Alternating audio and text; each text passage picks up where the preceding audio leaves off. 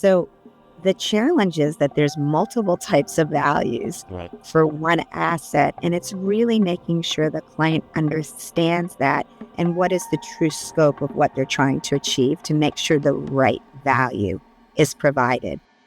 Welcome to the Significance of Wealth podcast, where we explore the evolving landscape of wealth management, private investments, and collecting as both a passion and potential investment strategy. In each episode, host Tom Ruggie, founder and CEO of Destiny Family Office, discusses these topics with industry experts, providing insights into the unique challenges and opportunities associated with managing significant assets. I'm Marty Salt. Today's guest is Colleen Boyle, Managing Director and Head of Business Development and Philanthropic Strategy at the Fine Art Group.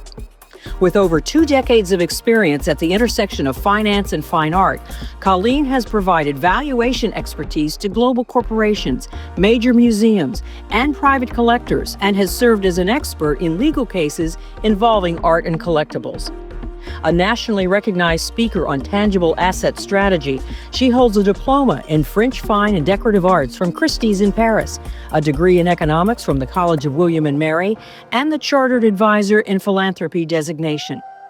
In this episode, she joins Tom Ruggie to explore the complexities of valuation, the expanding role of collectibles in charitable planning, and thoughtful strategies for monetization through sale, donation, or lending. She also highlights the importance of early communication and trusted advisor collaboration in transforming passion assets into strategic legacy tools. So let's dive in. Here's your host, Tom Ruggie. Welcome to this episode of the Significance of Wealth. I am so pleased to have with me today Colleen Boyle. Colleen's become a good friend, somebody that I met a year ago on a panel, and we were talking about collections and how to diversify the collections, how to authenticate. I found Colleen's knowledge of the area to just be extraordinary. So I'm so excited, Colleen, to have you here. Let's first start off, if we could, with you just giving an introduction of yourself, maybe a little bit about your history, a little bit about what you're doing today, and we'll go from there. Sure. Thank you, Tom, for including me on this podcast. Let me start by just sharing a little bit about the Fine Art Group. That's the company that I'm the managing director.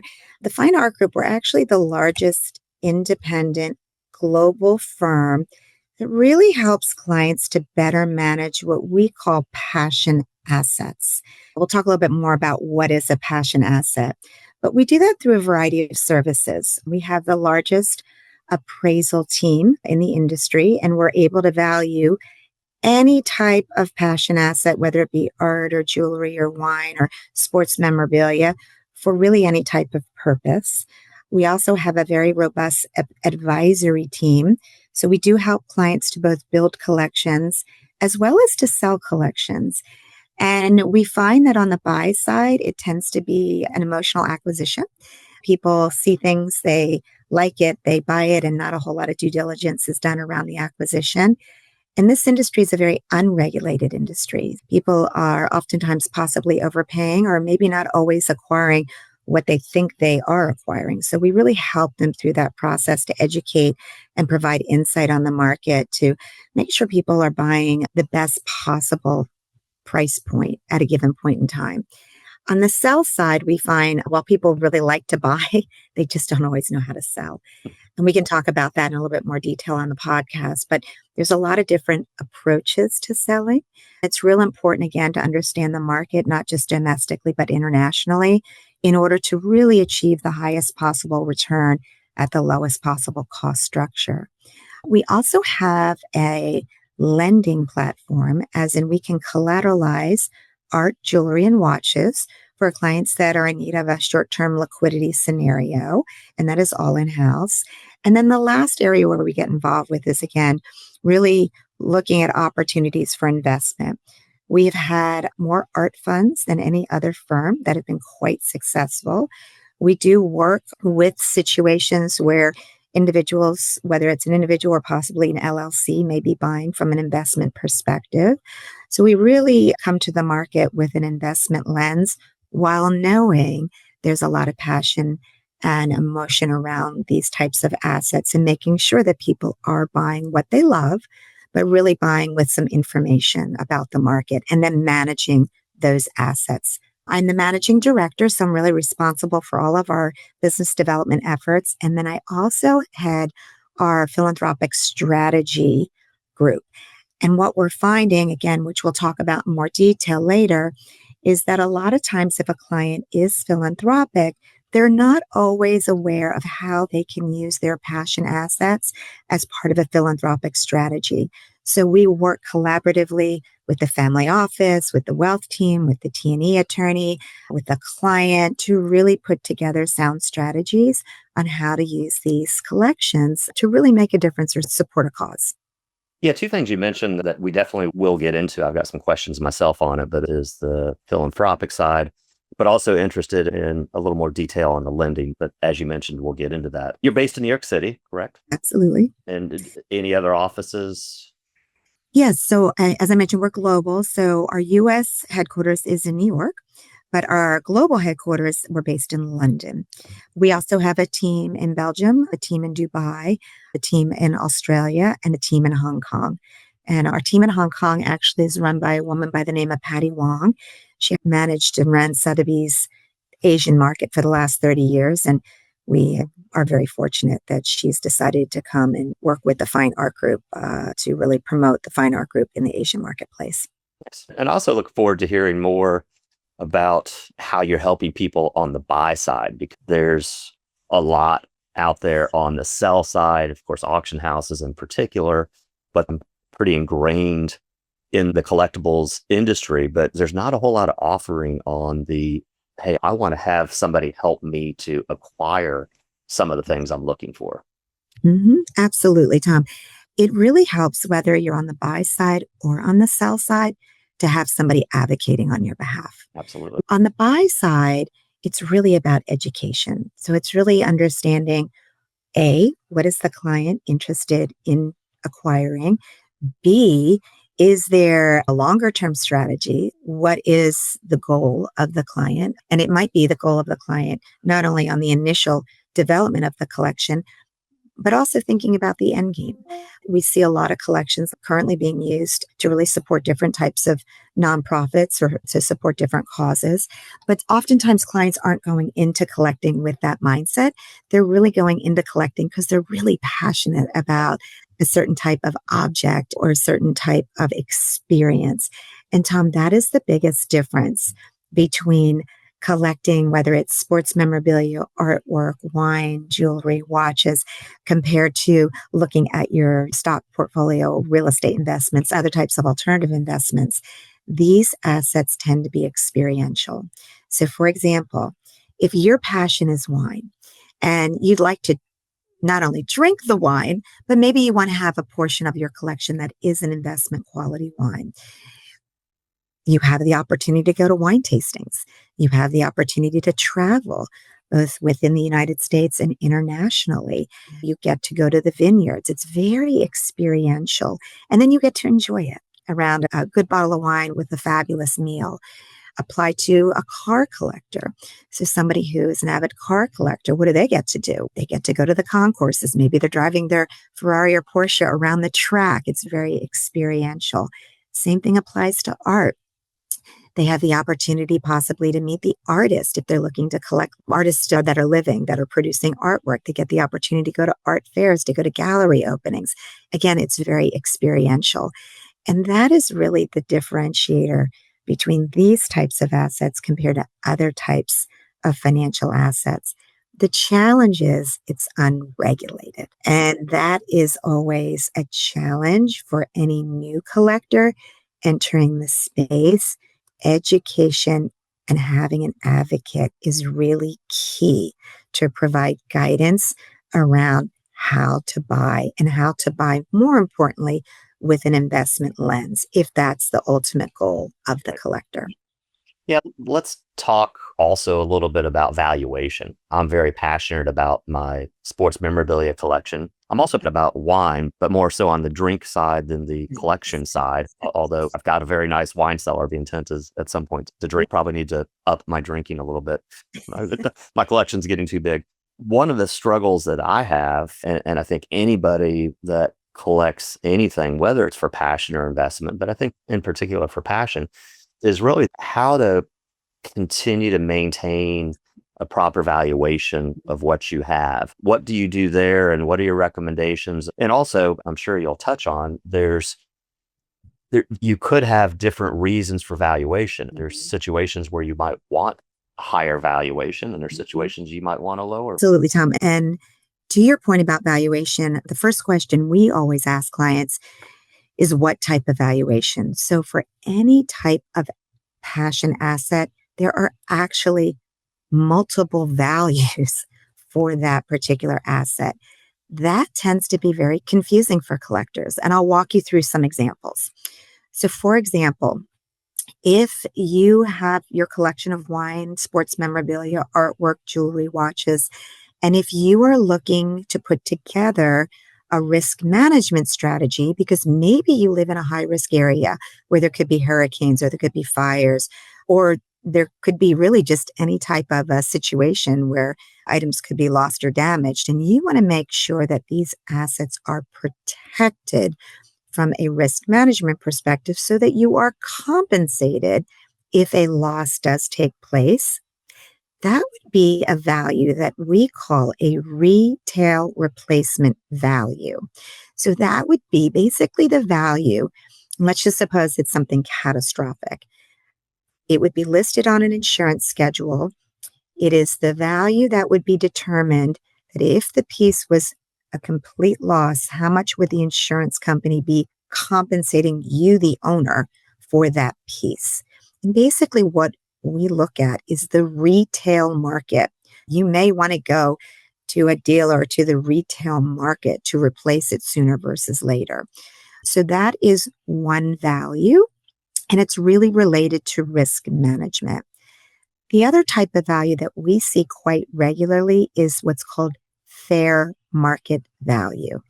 That is the value that is used for really any type of planning purpose. So, for example, if there is an estate settlement, so if somebody passes and the collections need to be valued for stepped up basis for the estate settlement, a fair market valuation would be completed. If somebody is thinking of donating something from their collection to a nonprofit or an institution for related use, then a fair market valuation would be used. If somebody's thinking of transferring the ownership of the object out of their estate, possibly into a trust or another vehicle, that's when a fair market value would be used. So there's all different reasons why fair market value could be used from a planning perspective. And that value is taking a look at historical auction data. So data that is derived from the open market, but also including the buyer's premium. So it'd be hammer price plus the buyer's premium. That is what a fair market value is. And then in some cases, a client might need a marketable cash value, which again ties back to auction records, but it's just the hammer price. And oftentimes we might see that in a divorce situation, or it might be somebody's looking to sell in the future and they want to understand what is the value that they will actually receive post-sale. So the challenge is that there's multiple types of values Right. for one asset, and it's really making sure the client understands that and what is the true scope of what they're trying to achieve to make sure the right value is provided. And Tom, we see quite regularly clients who have items insured on their insurance schedule, and then their heirs start to get involved because they're helping the family better manage these assets. And they're thinking, oh my gosh, that's the value of dad's watch collection. Huh. And I'm going to sell it. And that's how much I'm going to receive. And that is not the Not always the case. case. So again, it's about educating. It's about understanding what type of value. And then to your point about the frequency of valuations. So what we like to do with our clients is have a baseline. So we establish the baseline value. And we like to have at least once a year a conversation. It's not a revaluation. It's just a conversation about what are we seeing in the market. Yeah, Is there trends any and Is there anything that's strengthening? Is there anything that's weakening? Is there anything that's just stable? And really having those conversations with our clients so that they know at any given point in time where the fluctuations may be. We don't recommend getting a valuation every year, and we don't recommend getting a valuation every 3 years either, because the market may not have changed. However, by having a conversation once a year, we're able to share any trends that we're seeing globally with the client. And then from there, we decide what's the next best plan of action. Yeah, it makes a ton of sense. But Mhm. I'm sure that there's certain assets that can be difficult to value. What comes right off the top of my head is one of a kind type items. Behind me is a pair of fight worn Muhammad Ali trunks. There was only one of those. Obviously, that's an area of difficulty, and I'm not sure how you would address that. And also, are there any other areas of obtaining a good valuation that you've found to be difficult in your career? Yeah. So, Tom, most of the assets we look at are what we call unique assets, one of a kind assets. There are obviously assets that are multiples, as in more than one was created. They're obviously easier to value, but unique assets can be challenging. The one thing, though, that we find with our approach to market is there's multiple factors to consider. So, for example, if you're looking at sports memorabilia, it's unique, it's one of a kind. Were they worn in a specific event? And if so, what was that event? Okay. Where obviously, what's the current market for that particular sports figure? Is it at all time high? Is it stable? Is it softening? For other types of assets, we're looking at who's the maker. Obviously, in this case, it'd be the athlete. We always look at condition. And again, it appears it could be in fabulous condition, but that's not always the case. And even to the naked eye, it could appear that condition's really good, but whether it's sports memorabilia, art, or other types of assets, when you really start evaluating and looking closely at some of these assets, there could be some condition issues, which will definitely impact the value. We also look at the provenance. So who actually owned it prior to your ownership?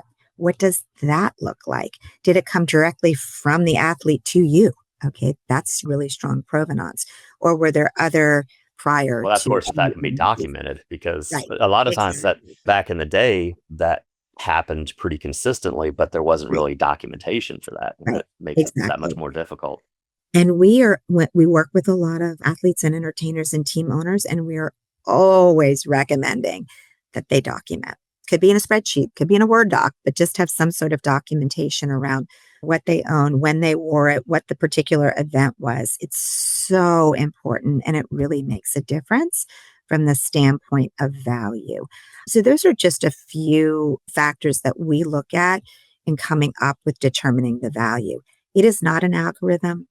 And it is definitely subjective, but also a process of really looking at the data that's available and looking at these variable factors to determine what the value would be, and then understanding what value the individual is interested in obtaining. The risk.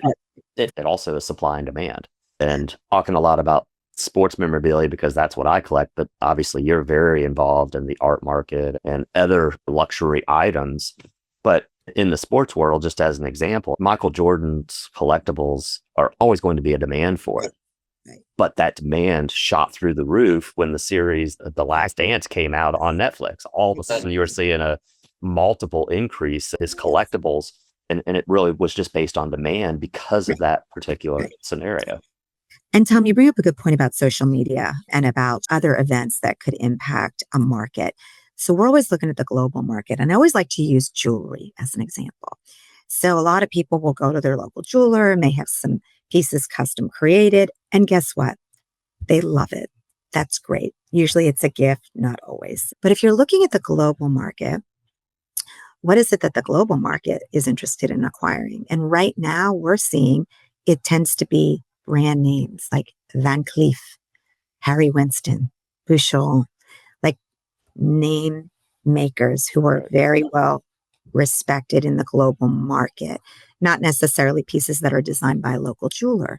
So those are the types of trends that we like to follow and to be able to educate the client.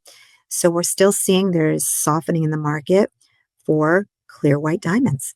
Mm. Okay. So it could be maybe if that's what you like, maybe now's the time to possibly look into purchasing some of those pieces. We're starting to see still. Would that be because of the fabricated diamonds? So the fabricated diamonds, to a certain degree, it's not necessarily impacting the white diamond market per se, because it's a different type of clientele that's buying a fabricated diamond. Okay. Um, a lot of it has to do just in with demand and trends. You could apply the same to say, we like to say 18th century American and European furniture, brown furniture. Okay. That trend right now, it's very soft. If Yeah. you like that furniture, it is a great time to buy. Because if you look through the interior design magazines and how people are designing their homes, they're using a different type of style. So that's impacting that 18th, 19th century European American style furniture. It doesn't mean that it's not sellable, it's all sellable.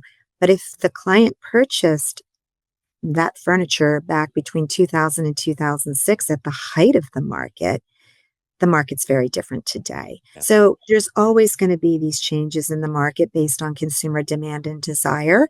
And we're always looking at what those trends are and being able to better educate the consumer and the client around those different trends. Let's talk And that about, impacts the value, to no, your of point. course. Let's talk about philanthropy a little bit for collectibles as well as luxury items.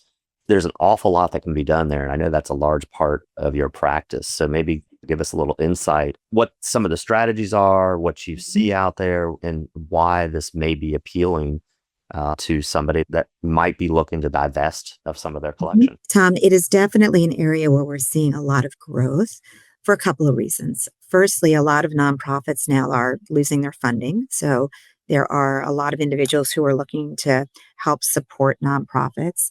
But we're also finding that a lot of clients that we work with, they are trying to find different ways to give back, but also to use these assets as an educational tool to teach next gen around philanthropy and really how to give back and make a difference.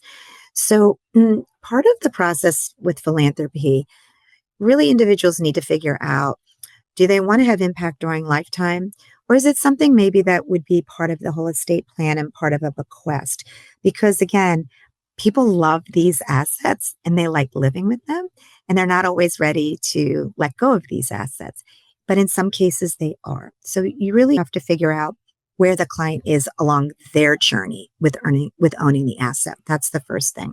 Can I ask you a question about that? If you could put a roundabout percentage on the number of collectors that are willing to start divesting of their collections, how they're living, like I could see myself doing that. So I could see the benefit of somebody else getting to enjoy what I may have had the ability to enjoy for years and years versus the percentage of people that really aren't, they're just set, they're going to maintain what they have until they pass away. And then perhaps their heirs may or may not divest of the collection at that point. Exactly. And so you bring up two different points, Tom. So the first is starting to divest during lifetime because there is a cause or a nonprofit that you truly want to support. A lot of that, again, has to do with the client. What are they interested in supporting? And is it something that they actually want to see implemented during their lifetime? And if so, then let's talk about a strategy on how to execute that. Because there's a lot to consider in addition to the asset and supporting the causes. You obviously want to look at, are there going to be any tax consequences? You want to look at what type of vehicle might be the best approach to being able to support whatever cause or nonprofit that you want to really see make a difference during your lifetime. So there's other components to consider with a lifetime gift, but absolutely clients are really thinking about, I love this collection. My heirs, on the other hand, are not quite as interested. My spouse, equally not as interested. And I don't want to be a burden. I don't want to leave this to be a burden to anybody. And if the family and the individual's philanthropic, the conversation then can shift. It could be, if it's an asset class that they absolutely love and they want to live with it and have that particular collection as part of the estate, what we're starting to do more and more of is really looking at it from the standpoint of creating a legacy. So, Tom, I had the opportunity to work with trustees and family around a client who was an avid collector of guitars. He was not a celebrity, but very involved in music and also an avid collector of a wide variety of guitars. He amassed during his lifetime a multi-million-dollar collection. He unfortunately had fallen ill and really had to figure out what to do with all of these guitars. He had one heir who admired the fact that his father was very passionate about this particular collecting category, but didn't share that same passion. And then went through what I think a lot of clients go through. Okay, what can I do with this collection? Oh, maybe we can start a museum. And then evaluating the pros and cons of starting a museum. And there's a lot involved with starting a museum. Maybe we should contribute the collection to a foundation. Great. But then again, pros and cons of creating a foundation and what's involved with a foundation. And then in this particular case, the client decided actually on using a donor advised fund. And upon his passing, the whole collection got gifted to the donor advised fund. And we had the opportunity to work with the trustees and the heirs on really creating a legacy sale. And what I mean by that is we really focused on honoring the collector as a collector, honoring the collector as this influencer in music in general, but more importantly, the proceeds from the sale of the collection were going to support nonprofits that were focused on really supporting youth and music. The collector realized that more and more music programs were being cut in public schools, and he really wanted to make sure that if there were young people who were interested in music, that they had that opportunity to experience it. So that is how those proceeds were going to be managed via the DAF, and the trustees were going to be looking at applications for grants in order to filter those proceeds out to support that cause. And that's a legacy that carries on. Absolutely. It was really a great way to honor the collector, but also to fulfill his passion in addition to the guitars, which was to be able to support youth and music. That's a great story. So we look at those types of scenarios when we're talking about philanthropic impact. It could be something during lifetime. We had a client that owned some jewelry and sitting in a safety deposit box, and times have changed and people aren't going to the same types of events, and the heirs didn't want the jewelry and they wanted to donate directly to a nonprofit. And we work with that nonprofit to be able to accept that asset. And then we put together a monetization strategy on behalf of the nonprofit. So there's a lot of different ways to approach impact, charitable giving, supporting causes. And a lot of it is really working collaboratively with the nonprofits, with the wealth advisor, understanding the market, and obviously understanding any potential tax implications. Yeah. And you talked about the donor advised fund. There's also a lot of other charitable options out there. What are you seeing as the pros and cons of some of these alternative charitable options available? Yeah. Tom, there's a lot of different vehicles today. That's the benefit. So it's just about talking and being aware of what those vehicles are. And I think it's very important for clients to really investigate all the different vehicles, because in some cases, a foundation might be a better option. Okay. However, if things are going to be gifted to a foundation, you want to make sure that the foundation board has some sense of then how those items are going to be utilized. So I'll give you a quick example. We have an individual who that's their plan. They have a fabulous art collection. They're going to gift the art collection to their foundation. The intention is the foundation's then going to place the art in a museum. However, it's not quite that simple. So there's processes involved with museums wanting to accept or not accept, particularly artwork. And so really thinking through what are some other alternatives. So maybe part of the collection gets gifted to the foundation, maybe part of the collection gets gifted to a donor advised fund and managed appropriately from a sale perspective. And then proceeds can be filtered out to support that museum in a variety of ways or other types of causes. We're starting to see more and more interest in charitable remainder trusts. We're starting to see just a wide variety of options for clients. It really depends on where the client is from the standpoint of the size of their collection, whether or not there's going to be capital gains affiliated with the collection, if they want to execute something during lifetime or not. And then obviously the interest of the heirs, whether or not they're interested, and the tax implications. So there's a lot of factors to consider, which is why collaboration is so important. Working with the wealth team, working with the tax team, working with us who can give insight on the market related to these assets so that the best executable strategies derived to really benefit the collector and client. Yeah, and your point about making sure where you potentially would donate something is actually going to be used for display, that's a very valid point also. Actually familiar with a former professional athlete that donated an item to the Baseball Hall of Fame. And although that item is nowhere to be seen on display, the athlete would actually like the item back. But they're saying, nope, it's part of our collection now. But it's not even on display. I was pretty amazed by that. Yeah, you'd be amazed. We do a lot of work with institutions, and it is a lot is in storage. and that is why, too, it's very important for the collector who potentially could be the donor to really understand how is that collection, how is that object going to be utilized? Because maybe there's an alternative plan that might be a better plan. Yeah. And it's really comes back to, Tom, just educating, being aware of options, understanding the impact, and not just randomly saying, oh, I have this particular object and I'm going to donate to this particular institution and then call it a day. The institution may or may not be interested, depending on how the gift agreement's written. The institution could also sell it. Yeah.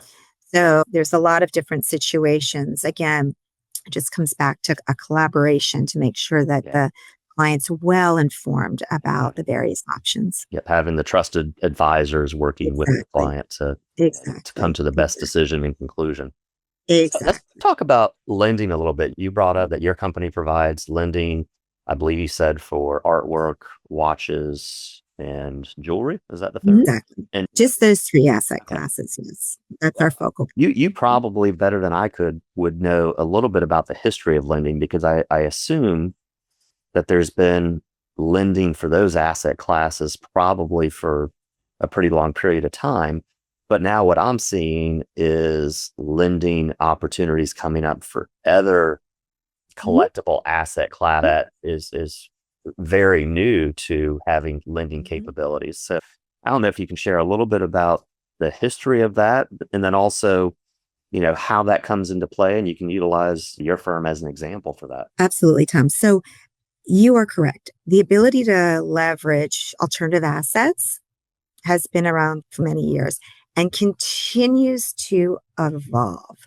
So to your point, like while we're specialized in looking at art and jewelry and watches, we obviously have relationships with entities that are lending against sports memorabilia or lending against collector cars or lending against other type coins, for example. So it's really just a matter of whether or not a client obviously has the need. The biggest difference is understanding what a financial institution will provide, because a lot of financial institutions will lend against these asset types. But the financial institution's approach, they're actually underwriting the client in addition to the asset. So there tends to be higher minimums, a longer process for approval because the client themselves is being underwritten, as well as the asset itself. And it tends to be on an annual renewal basis. Where we're a little different and where you'll see growth in our area of the lending business is we are a collateralization only approach. We're not underwriting the donor. Obviously, we need to know who owns it, but we don't underwrite the client. We're only underwriting the asset. So the process is a whole lot quicker, and it always does tend to be for more short-term reasons. So meaning maybe there's an unforeseen tax situation. We actually had the opportunity a couple of years ago to work with a developer who had a really significant art collection, and they were looking to get a construction loan. And it was really difficult at that point in time in the banking industry to get construction loans. So leveraged the art collection, got the loan, and then refinanced it down the road. And that was a much easier process. So it really just depends on what the client's looking for from the standpoint of leverage. And there's a lot of different options for clients today in this space. If they're looking for some short-term liquidity, they don't want to sell necessarily, but they'd like to leverage their collection as part of their overall portfolio. And there is the opportunity to do that in today's marketplace. What are the pros and cons of that? Obviously, being in the wealth management family office space, I've seen clients get to the point where real estate's the prime example, but you can get to the point where you're over leveraged. Exactly. Is that a risk in the collectibles market? And what, if any, other pros and cons to this strategy would you see out there? Yeah, so obviously you don't want to be over leveraged. So that would be the advice that hopefully you're providing. Of course. We're obviously only seeing a portion of a client's overall portfolio. So we're only looking at the passion assets. We don't know much about the client's financial portfolio outside of these particular assets because this is our area of specialization. So that again is where collaboration is so important, is really looking holistically at the client and what is in the best interest for the client. So if it makes sense possibly to say, hey, maybe we should be leveraging this art collection or a combination of the watch and art combined or whatever the case might be. And it is going to be a 1 year, maybe a 2 year situation that the money is needed. Great. And then you have what's the end goal? How are they going to repay that loan? And maybe it is because the market's somewhat soft right now, but on the rise and the client's not ready to monetize yet. Maybe in 2 years, that's maybe the end result. So it might be that they need some short-term liquidity right now. Their end goal is maybe to monetize. Great. Or it could be the end goal is they're going to have a windfall in 2 years, and that's going to be the means to repay the outstanding debt. So obviously, it's part of the whole financial planning structure is really identifying all different opportunities. And this is one of those opportunities that a client can consider. And then just to you, like you mentioned, Tom, looking at the pros and cons on where that client is today. How much of their overall portfolio is leveraged? And do we have some buffer to maybe leverage a little bit more? Or maybe are they really at their maximum and you don't really feel comfortable with them leveraging anymore? And then maybe that wouldn't be the most appropriate plan of approach. But there's a lot of options for clients these days who have these alternative passion assets to consider leveraging and taking out debt as a means to fulfill other goals. Absolutely. Colleen, we'll wrap up with that. I want to thank you so much again. And I also want to say I love the fact that you spoke a lot about collaboration with advisors, because obviously that's something that I'm passionate about, is helping people that have collections to really, there's a lot that needs to be done to get their overall affairs in order, and collections takes on a completely different and typically more complex level. So you brought that up a few times, and I just can't help but to echo the importance of that. I do want to give you just a final shout out for anything else that you would like to mention, anything you'd like to mention about yourself, your company, and then we'll go from there. Okay, thanks, Tom. Well, again, thank you for having me on the podcast today. And I agree, collaboration is very key, but also so is communication. So having conversations around these assets sooner versus later is always very helpful in the entire planning process. We have seen, unfortunately, time and time again, where these conversations aren't had. Heirs are not always interested in being custodians. There could be a tax consequence, and it all could be avoided if there was just some communication, conversation, and then a plan around these types of assets. The Fine Art Group, we are always available for any questions related to any type of passion asset. We are here to provide insight, to educate, and to really be an advocate, working with collectors who are really either building their collection, trying to figure out what to do with their collection, possibly leveraging their collection, or looking for a philanthropic strategy using their collection. So we're here to assist and welcome any opportunity to speak with anybody who may have that interest. What's the website for the Fine Art Group? So it's fineartgroup.com. Okay.